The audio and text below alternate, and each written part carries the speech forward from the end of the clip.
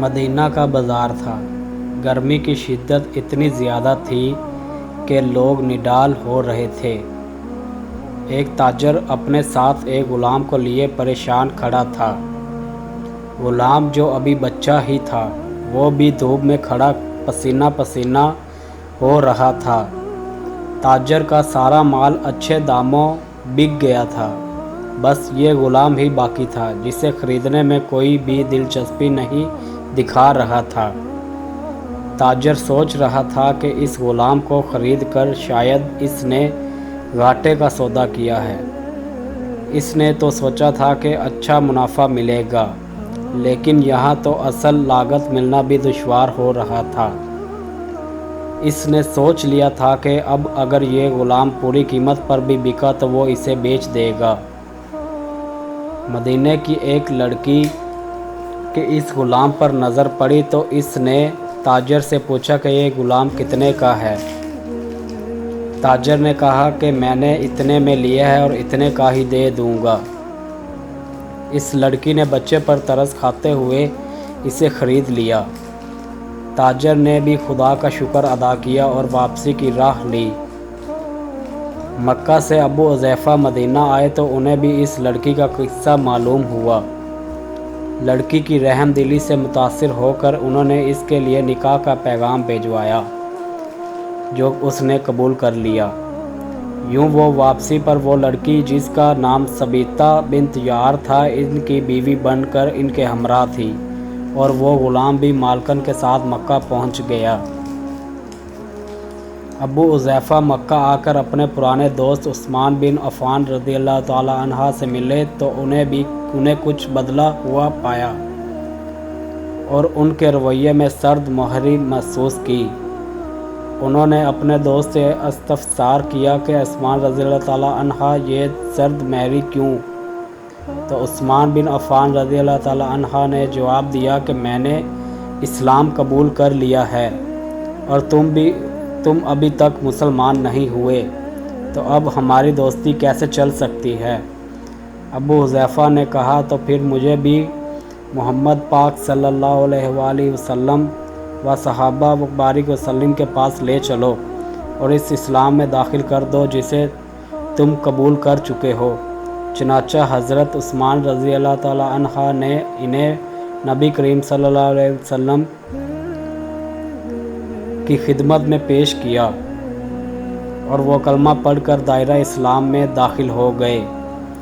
گھر آ کر انہوں نے اپنی بیوی اور غلام کو اپنے مسلمان ہونے کا بتایا تو ان دونوں نے بھی کلمہ پڑھ لیا۔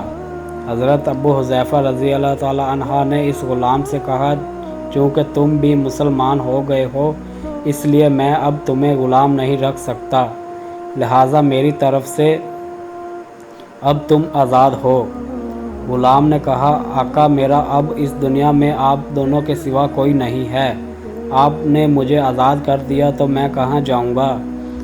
حضرت ابو حذیفہ رضی اللہ تعالی عنہ نے اس غلام کو اپنا بیٹا بنا لیا اور اپنے پاس ہی رکھ لیا۔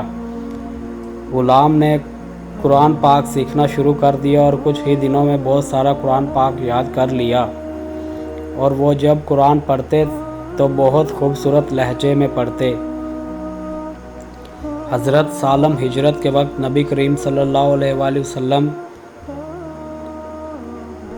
سے پہلے جن صحابہ کرام علیہم رضوان نے مدینہ کی طرف ہجرت کی ان میں حضرت عمر فاروق رضی اللہ تعالی عنہ کے ساتھ حضرت ابو حذیفہ رضی اللہ تعالی عنہ ان کا یہ لے پالک بیٹا بھی تھا۔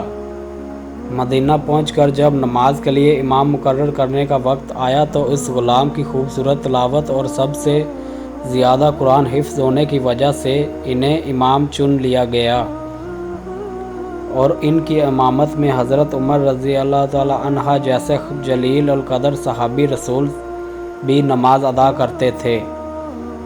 مدینہ کے یہودیوں نے جب انہیں امامت کرواتے دیکھا تو حیران ہو گئے کہ یہ وہی غلام ہے جسے کوئی خریدنے کے لیے تیار نہ تھا۔ آج دیکھو کتنی عزت ملی ہے کہ مسلمانوں کا امام بنا ہوا ہے۔ اللہ پاک نے انہیں جو خوش گلو اس قدر بنایا کہ بنایا کہ جب آیات قرآنی تلاوت فرماتے تو لوگوں پر ایک محویت طاری ہو جاتی اور راہ گیر ٹھٹک ٹھٹک کر سننے لگتے۔ ایک دفعہ ام المؤمنین حضرت عائشہ صدیقہ رضی اللہ تعالی عنہا کو رسول پاک صلی اللہ علیہ وسلم کے پاس حاضر ہونے میں دیر ہوئی۔ حضرت سالم آپ صلی اللہ علیہ وسلم نے تو کف کی وجہ پوچھی تو بولے ایک قاری تلاوت کر رہا تھا، اس کے سننے میں دیر ہو گئی، اور خوش الحانی کی اس قدر تعریف کی کہ حضرت صلی اللہ علیہ وسلم خود چادر سنبھالے ہوئے باہر تشریف لے آئے۔ دیکھا تو وہ بیٹھے تلاوت کر رہے ہیں۔ آپ صلی اللہ علیہ وسلم نے خوش ہو کر فرمایا کہ اللہ پاک کا شکر ہے کہ اس نے تمہارے جیسے شخص کو میری امت میں بنایا۔ کیا آپ جانتے ہیں کہ یہ خوش قسمت صحابی رسول صلی اللہ علیہ وسلم کون تھے؟ ان کا نام حضرت سالم رضی اللہ تعالی عنہ تھا، جو سالم مولی ابو حذیفہ رضی اللہ تعالی عنہ کے نام سے مشہور تھے۔ انہوں نے جنگ موتا میں جام شہادت نوش کیا۔ حضرت سالم ویڈیو دیکھنے اور سننے والوں پر اللہ تعالیٰ ہزار نعمتیں اور برکتیں نازل فرمائے۔ آمین ثم آمین یا رب العالمین۔